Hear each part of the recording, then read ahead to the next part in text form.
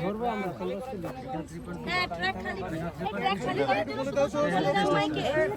track খালি track খালি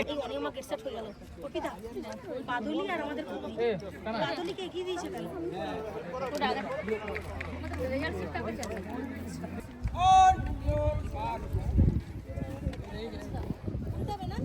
সবাই একটা লিমিট ছিল না, যেমন হলো আগে নীল লাউড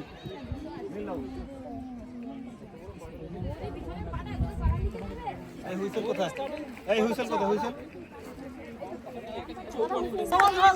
শুরু হয়ে গেছে টুর্নামেন্ট